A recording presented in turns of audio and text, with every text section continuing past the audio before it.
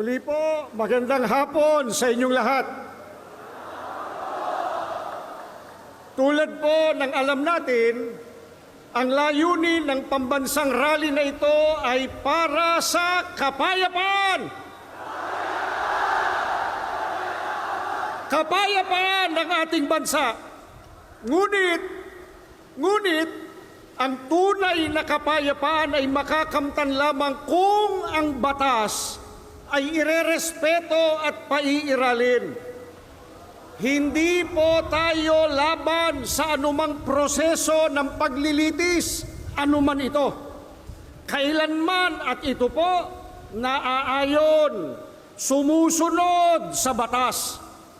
Kaya, upang magbigay linaw ukol sa diwa at kahalagahan ng pagpapairal at pagsunod sa rule of law, na siya pong sandigan ng kapayapaan tungo sa ikalulutas ng maraming problemang kinakaharap ng ating bansa, atin pong pakinggan ang isa po nating kapatid na abogado.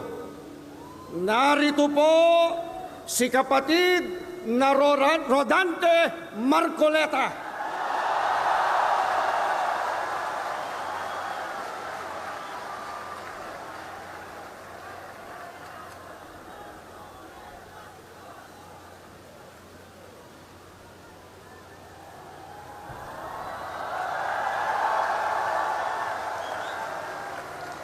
Okay pa po ba kayong lahat?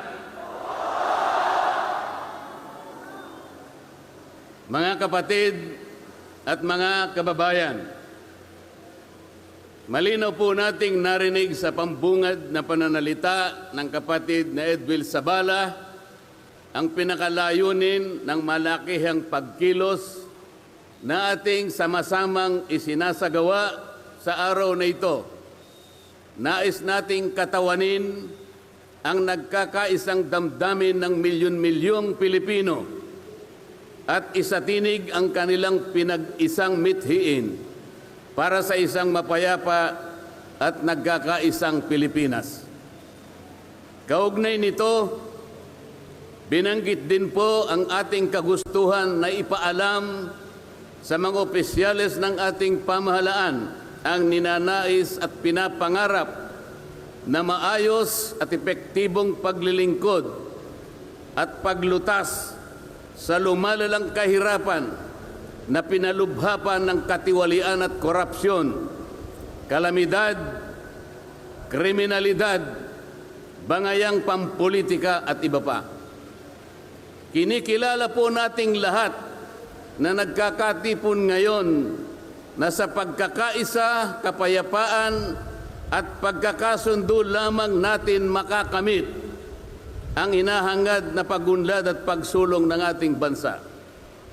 Sa bahagi po naman ng kapatid na Romel Topacio, tinindigan ang pagtitipong ito ng Iglesia ni Cristo ay konkretong kahayagan ng suporta sa naunang pahayag ng Pangulong Bongbong Marcos na hindi sasang-ayon sa isinusulong na impeachment laban kay Vice President Sara Duterte.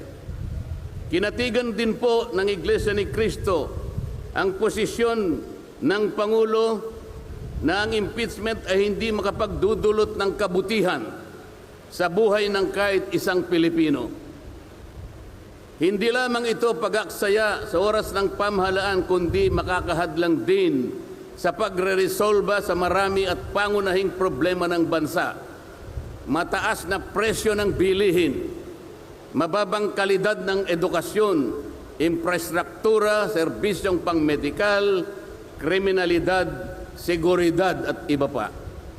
Higit sa lahat, ang pagsusulong ng impeachment ay mauuwi lamang sa pagtatalo-talo at papagkakampi-kampi, hindi lamang ng mga mamamayan, kundi pati na rin ng mga opisyalis ng gobyerno. Ipinaalala rin na kapag nagtatalo-talo ang mga nasa pamahalaan, apektado ang taong bayan, at kapag magulo ang bansa, ang mga tao ang kawawa.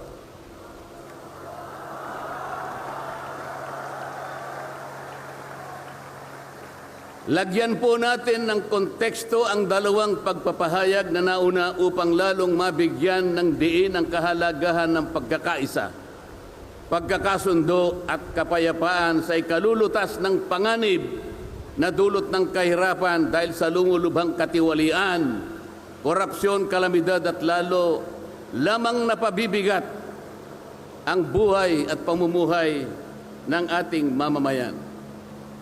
Sa isang ulat balita ng periodikong Philippine Star, 4 na araw nang nakararaan ay ganito ang sinasabi. Based on a recent SWS survey, an estimated 17.4 million Filipino families considered themselves poor in the last quarter of 2024. This number represents 63% of the surveyed respondents, the highest self-rated poverty in 21 years. Across the country, Mindanao had the highest self-rated poverty at 76%, followed by Visayas at 74% and Luzon at 55%. Mga kababayan, sa tayang 5 ang miyembro ng bawat pamilyang Pilipino, nangangahulugan na aabot sa 87 milyong Pilipino sa ngayon ang nagsasabing sila ay mahirap. Katumbas ito ng 75% ng ating populasyon ngayon na tinatayang 116 million o mahigit pa.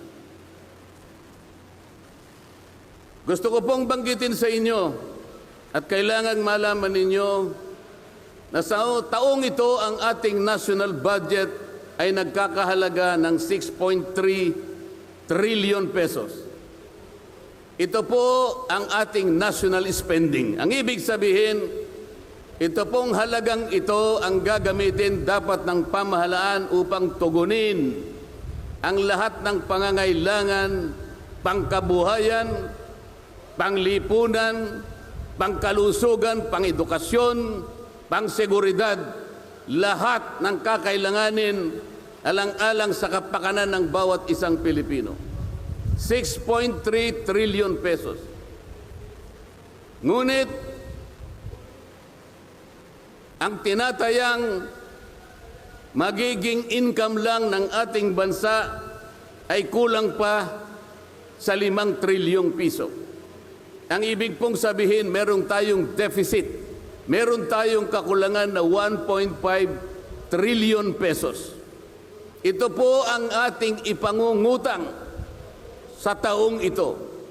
1.5 trillion pesos. Ibig sabihin po, bawat araw tayo'y gagasta ng 17.6 billion pesos. Yun po yung ating gasta. Araw-araw. Ngunit ang ating kinikita ng bansa ay 13.4 billion pesos lamang. Sa makatwid, ang uutangin natin araw-araw ay 4.2 billion pesos. Katumbas ng 175 million pesos bawat oras. Napakabigat po na hinaharap na hamon at problema ng ating bansa. Hindi po biro-biro ito. Ito po ay pananagutan po ng ating mga opisyales. Hindi po pwedeng talikuran ito. Ganito na po kalala ang problemang pang-ekonomiya ng ating bansa. Ngunit,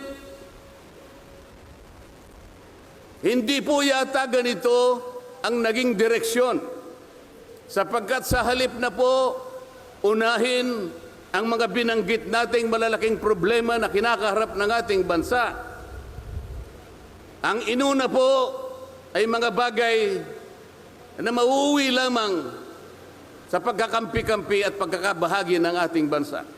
Bakit po? Nagtatag po ng Quadcom.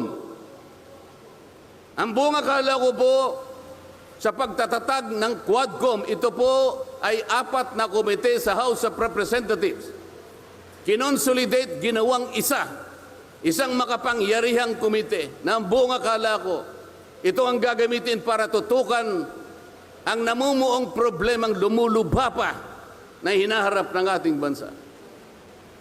Napakataas po ng bilihin, lalo na po yung pagkain ngayon. Nagtanong-tanong po ako, ang isang pirasong kamatis last week is 20 pesos. Tama po ba yun? Ngayon po, may nagsabi sa akin 30 pesos isang kamatis.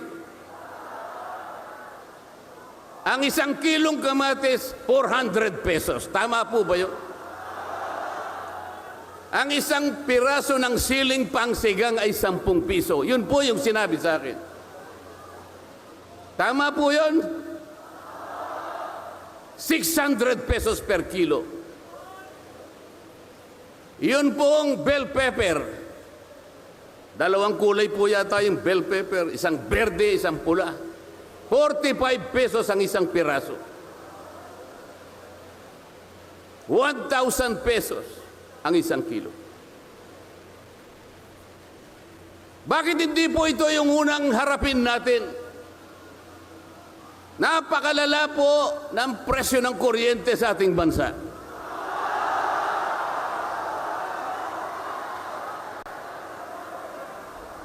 Meron po akong isinulong na 10 panukalang batas na ang tanging layunin ay ibaba ang kuryente sa bansang ito. Ikinalulungkot ko pong ibahagi sa inyo na kahit isa'y wala man lamang pong nadinig.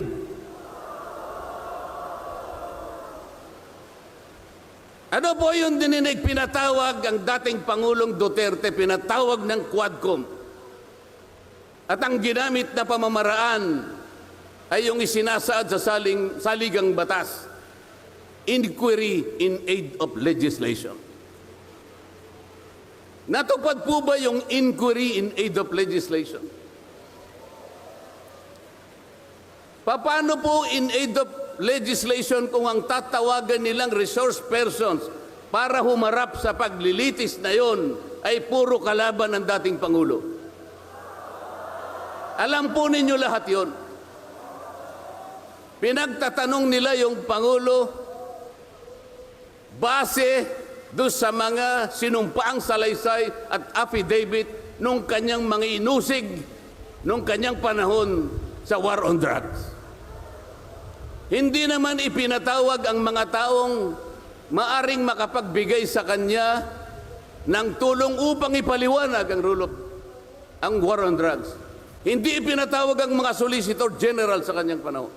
Hindi ipinatawag ang mga Chief PNP upang magpaliwanag kung ano ang war on drugs. Puro kalaban ang dating Pangulo. Yung mga abogadong kasama niya para magtanggol sa kanya, hindi pwedeng magsalita. Sapagkat ang tuntunin sa mga komite, ikaw ay papayagan lamang para payuhan mo ang kliyente mo sa kanyang karapatan. Ngunit paano mangyayari na ang kliyente nila ay papayuhan sa kanyang karapatan kung bubulungan lang siya, ay makikita siya ng isang chairman doon. Attorney, huwag mong bubulungan yan. Iko-contempt kita.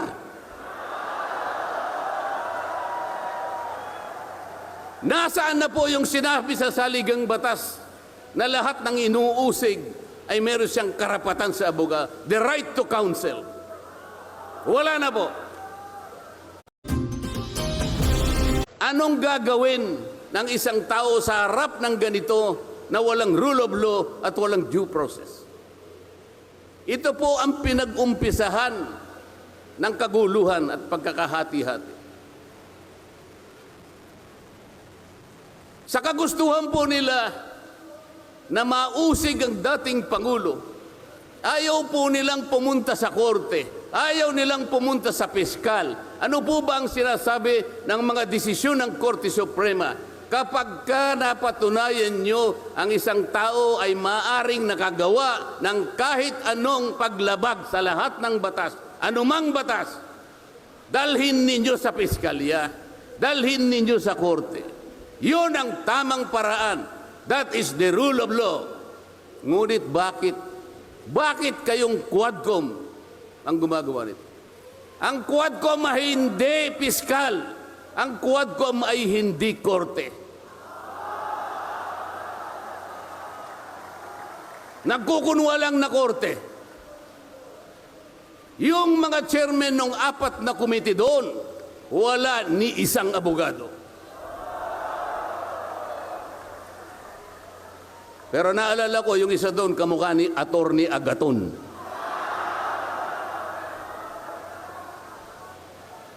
So sa halip na ang unahin ay yung kapakanan ng mamamayan, sa harap at liwanag ng napakaraming nakabantang panganib sa atin, sa ekonomiya, panglipunan, pangsiguridad, korupsyon, katiwalian. Bakit ang inuuna ay usigin ng isang tao na hindi naman ipadadaan sa tamang proseso ng batas? Pangalawa, tinawag po nila ang pangalawang Pangulo sa 2 pagkakataon. Una po, nung magpipresent siya ng budget, ang pinipresent po niyang budget ay budget for 2025. Akalain po ninyong ang gusto nilang tanungin ay yung pagkakagasta ng kanyang budget noong 2022 and 2023. Saan ka naman nakakita ng ganong klaseng direksyon? 2025 ang dapat pag-usapan, ang kanilang pilit na itinatanong ay paggamit o paggasta niya noong 2022 at 2023. Ang sabi po ng Vice President, siguro nainis na rin, I forgo my opportunity to defend this 2025 budget and I leave it to the discretion of the House of Representatives as presented. Oh, ayaw pa nilang tanggapin. Nang ibig sabihin, ayoko nang idepensa sa inyo. Bahala na kayo. Kung anong gusto nyong ibigay sa akin, bahala na kayo. Ano pong ginawa nila? Hindi. Kinakailangang masagutin mo lahat ito. Walang exempted dito. Kahit ano nga yun siya, kailangan namin tama po yung lahat po ng paggasta ng pera ng bayan ay kailangan pong suriin. Totoo po yun. Ngunit meron pong pagkakataon at panahon sa paggawa nito. Hindi po sa panahon ng pipresenta ng budget. So ang ginawa po nila, tinawag uli ang pangalawang Pangulo sa isang pagdinig sa isang komite na kung tawagin ay Committee on Good Government. Alam po ninyo yung pagsisimula nila para magkaroon ng katwiran na masabi na ang Vice President? Kinasangkapan nila yung isa sa amin, isang representative sa Maynila, tumindig at nag-privilege speech. Yung subject matter po ng kanyang privilege speech ay kaugnay po ng budget na pinagtatalunan na po sa plenaryo at sa committee. Sa tuntunin po ng House of Representatives, no one should avail of the privilege hour if the subject matter is related to a pending bill. Nandun na po yung bill sa baba. Pinagsalita pa po yung isa. Nung banggitin ko po ito, nire-raise ko po, sabi ko, wala pong katwiran ito. Kailangan po tindigan ninyo, sundin ninyo ang ating tuntunin. Kapag hindi tayo sumunod sa ating tuntunin, sinong maniniwala sa atin na tayo may karapatang gumawa ng batas para sa ikabubuti ng ating bansa?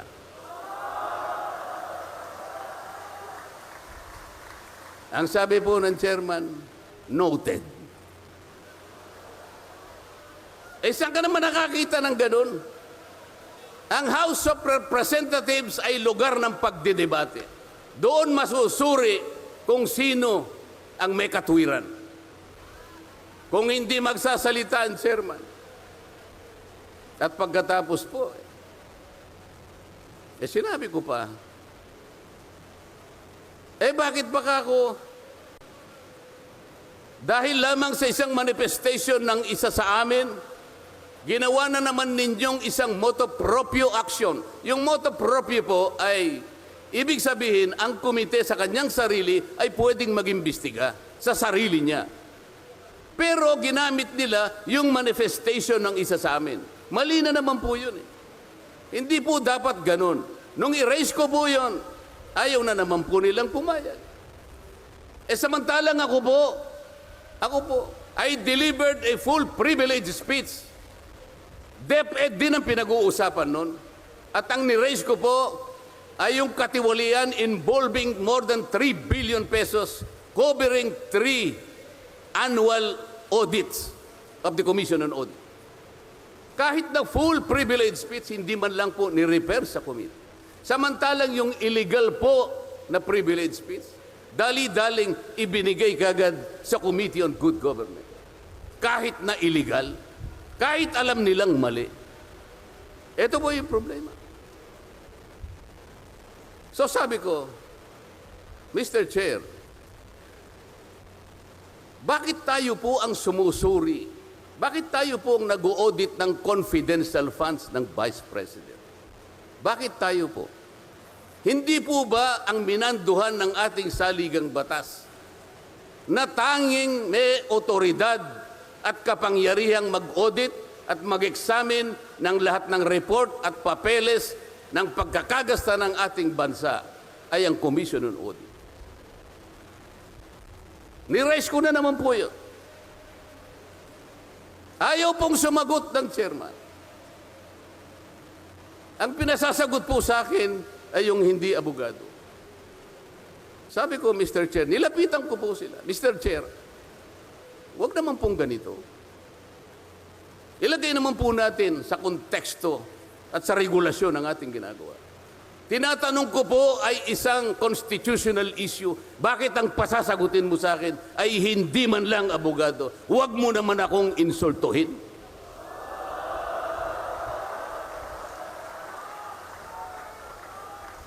Doon sa puntong yun, alam po ninyo, pati yung kinakain kong hopya, pinagtripan nila.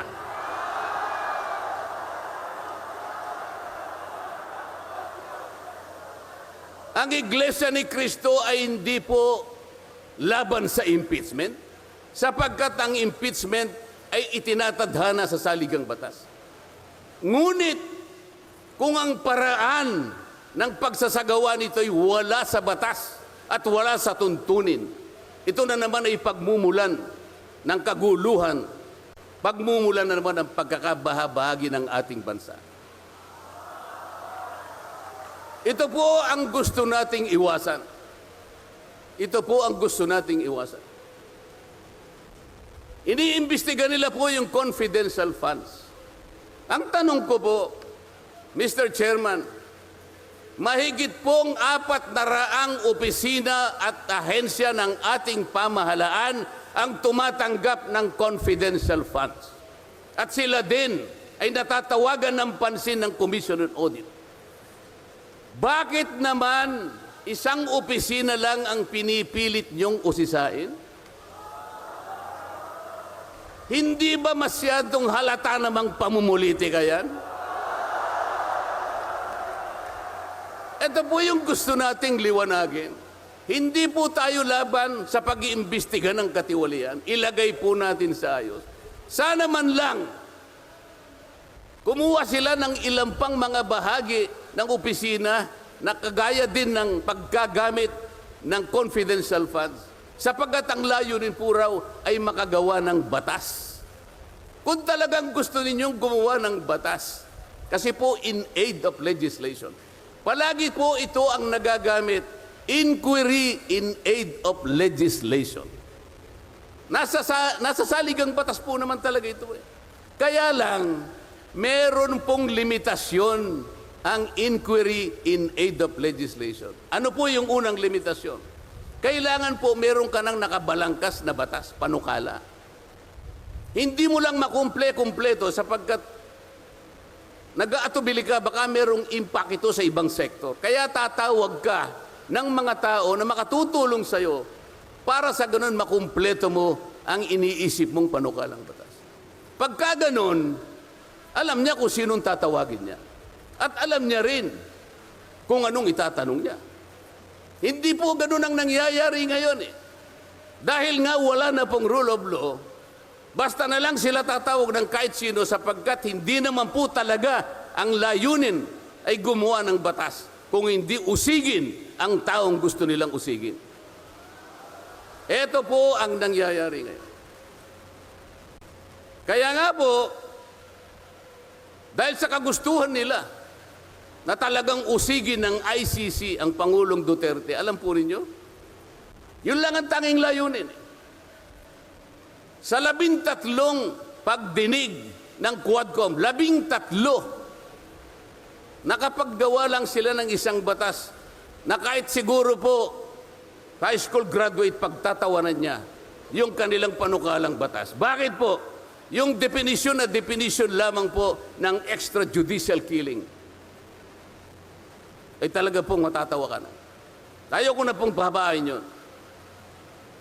Ibig sabihin, ang layunin talaga ay hindi in aid of legislation, kung hindi in aid of prosecution, in aid of persecution.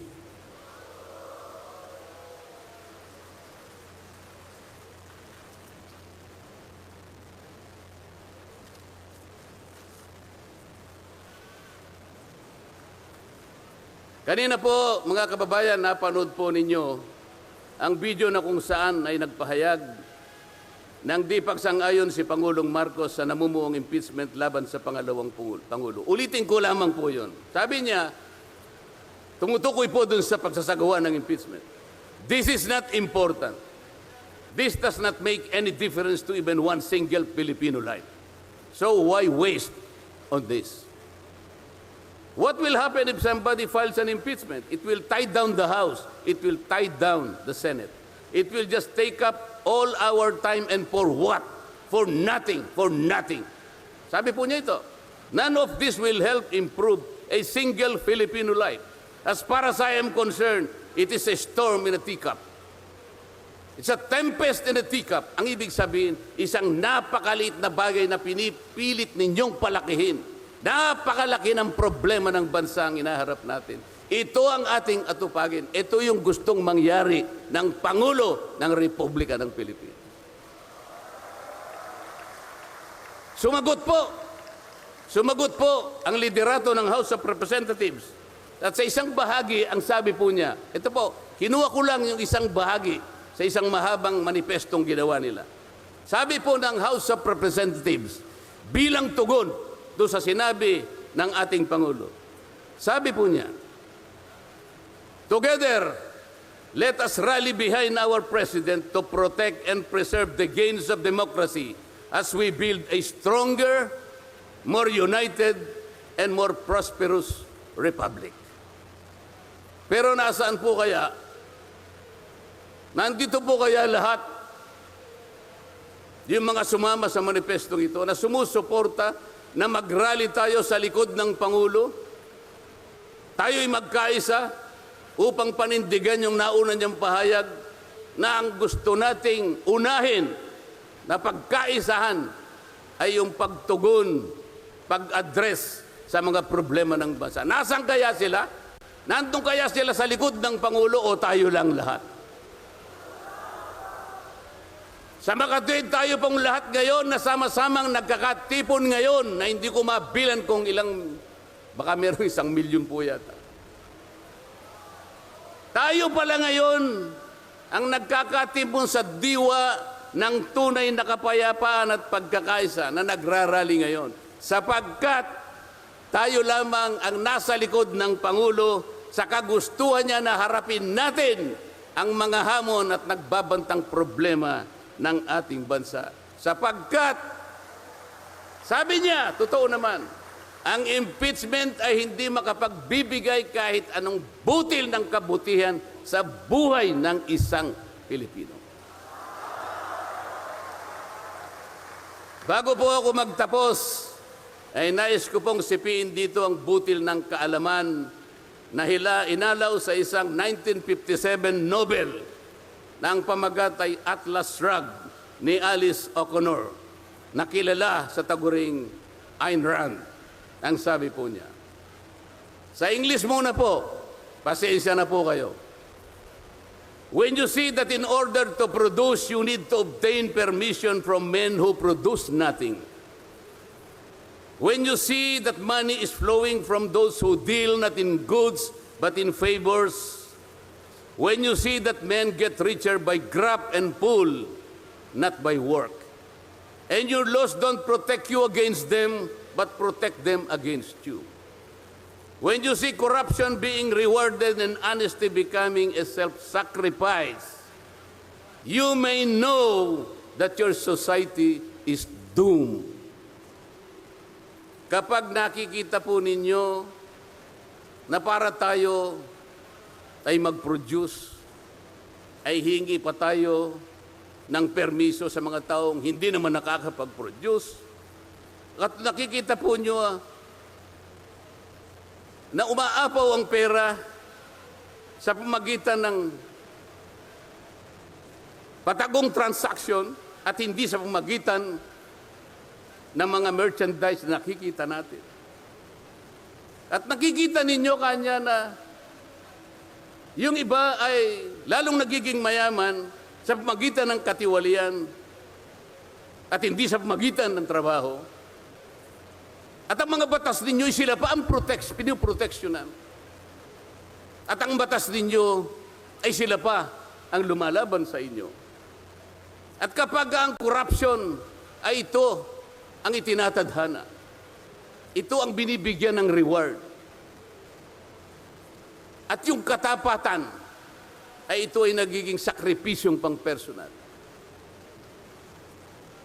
Alam na ninyo na ang inyong lipunan ay nasa kapahamakan. Mabigat po ito.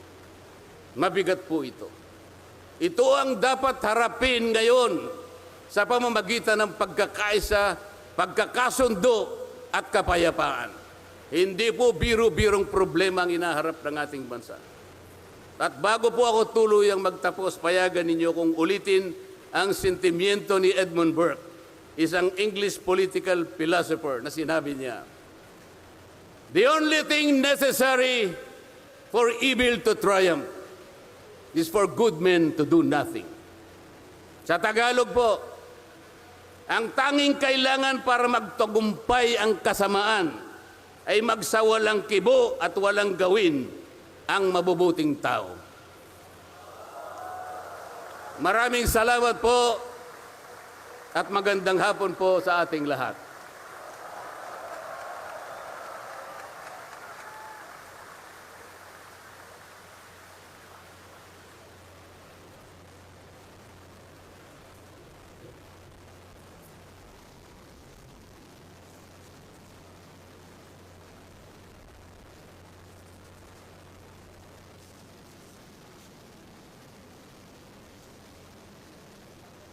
Okay, let's go.